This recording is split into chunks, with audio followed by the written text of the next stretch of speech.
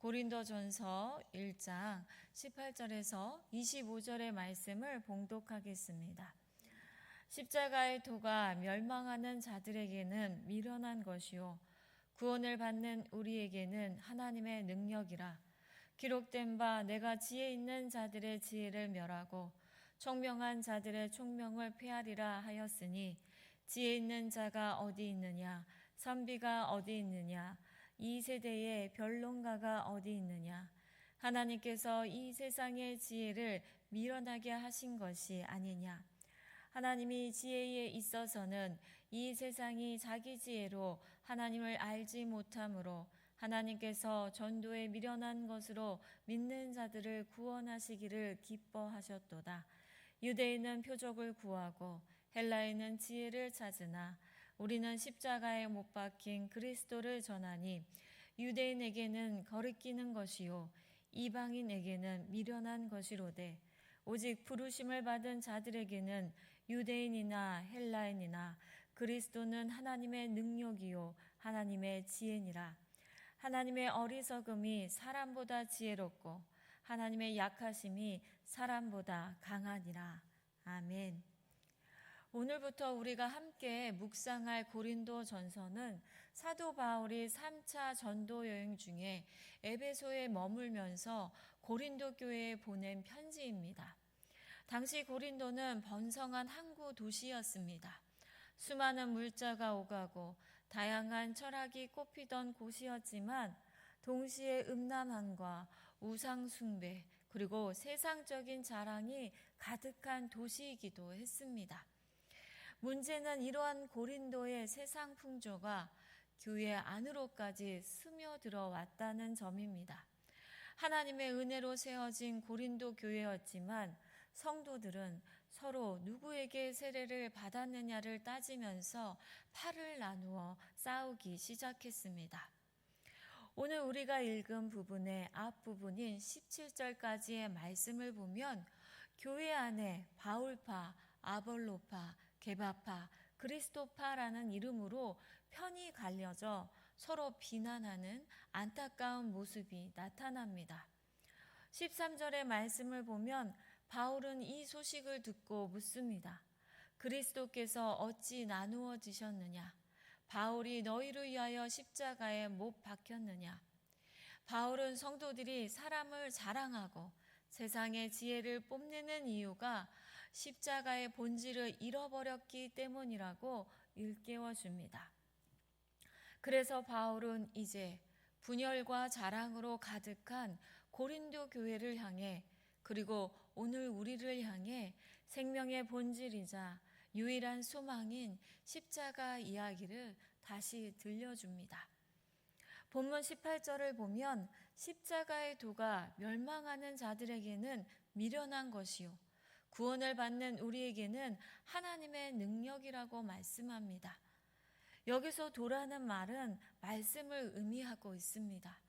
십자가라는 하나님의 방법이 세상 사람들이 보기에는 참 어리석어 보인다는 것입니다.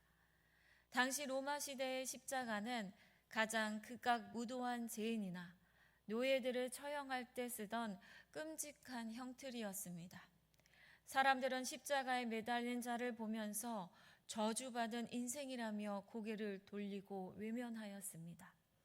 그런데 그런 비참한 죽음이 어떻게 온 세상을 구원하는 능력이 되느냐며 비웃고 조롱했던 것입니다.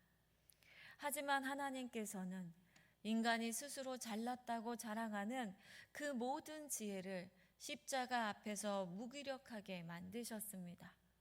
왜냐하면 인간은 자기 지혜로는 결코 하나님을 알 수도 없고 자기 힘으로는 죄의 문제를 근본적으로 해결할 수 없기 때문입니다.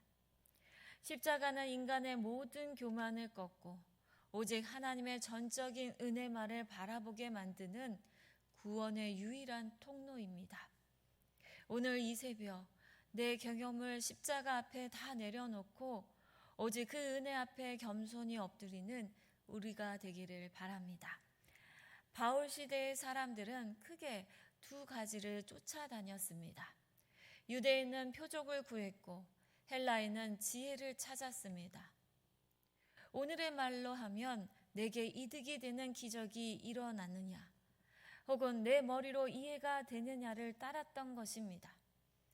그러나 바울은 23절에서 우리는 십자가에 못 박힌 그리스도를 전하는 유대인에게는 거리끼는 것이요 이방인에게는 미련한 것이다 라고 담대하게 말합니다.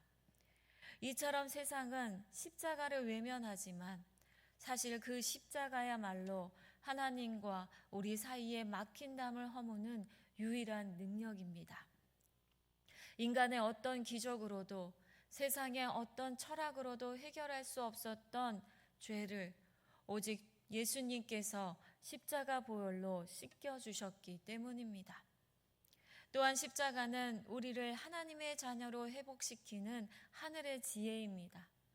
십자가가 없었다면 우리는 영원히 죄의 종노릇을 하며 살았겠지만 이제는 하나님을 아버지라 부를 수 있는 영광스러운 신분을 얻었습니다. 이 모든 것이 미련해 보이는 십자가를 통해 이루어진 하나님의 가장 큰 사랑이자 능력입니다. 24절의 말씀처럼 그리스도는 부르심을 받은 우리 모두에게 하나님의 능력이요 하나님의 지혜입니다. 우리가 세상 방법으로 인생의 문제를 풀려고 애를 쓸수록 결국 한계에 부딪히고 더 깊은 수렁에 빠질 수밖에 없습니다. 꼬여버린 우리 인생의 실타래를 풀 수 있는 그 유일한 열쇠는 오직 십자가의 그리스도뿐입니다. 세상은 우리에게 약해지면 무시당한다, 도태된다 라고 겁을 줍니다. 하지만 십자가의 능력은 놀랍게도 우리의 약함 속에서 시작됩니다. 예수님은 가장 무력하고 약한 모습으로 십자가에서 죽으셨지만 그 낮아짐을 통해 오히려 죽음의 권세를 깨트리고 부활하셨습니다. 25절은 이 놀라운 신비를 이렇게 말씀합니다. 하나님의 어리석음이 사람보다 지혜롭고 하나님의 약함이 사람보다 강하니라. 세상의 눈에는 패배처럼 보였던 그 십자가가 사실은 그 죄와 사망을 이긴 승리였습니다.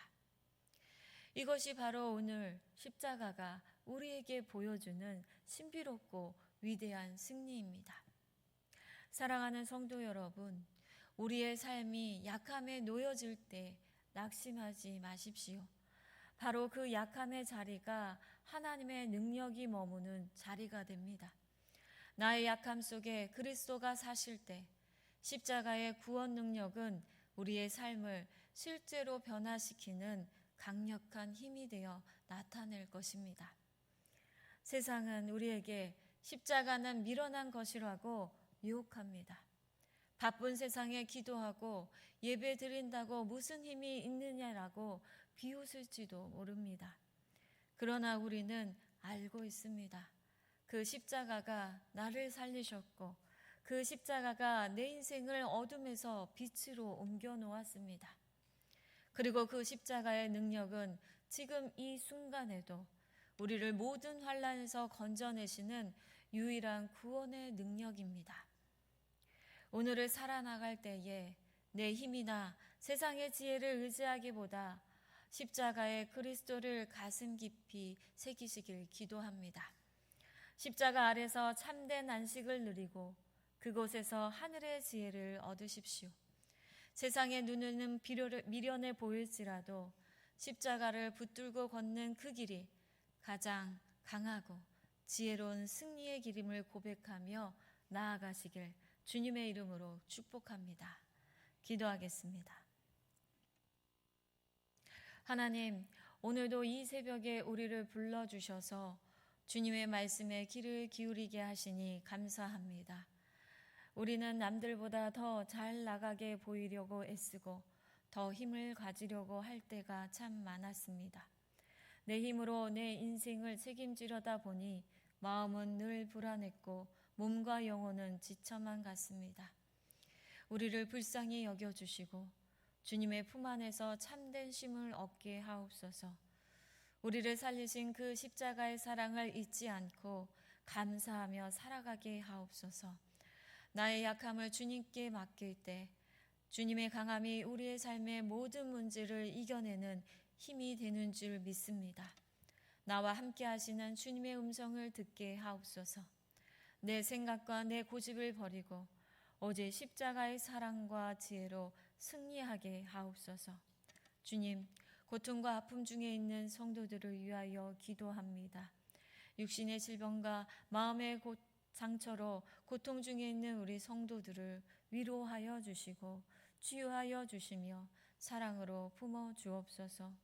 오늘도 고난의 시간을 보낼 때에 낙심하지 않게 하여 주시고 보이지 않는 곳에서 일하시는 하나님을 믿고 신뢰하게 하옵소서. 오직 주님만을 붙들며 믿음의 길을 담대하게 걸어가게 하옵소서. 주님, 우리의 가정들을 위하여서 기도합니다. 우리의 가정이 복음으로 하나 되게 하옵소서. 그러해서 하나님께 영광을 돌려드리며 믿음의 가정으로 굳건히 담대히 살아가게 하옵소서. 우리의 자녀들을 축복하여 주시고 하나님의 은혜로 보호하여 주셔서 오직 여호와 하나님만을 의지하고 기도하는 믿음의 자녀들 되게 하옵소서. 오늘도 우리의 삶을 통해 하나님의 영광이 드러나게 하시고 하나님의 구원의 은혜가 전해지게 하옵소서. 예수 그리스도 이름으로 기도합니다. 아멘.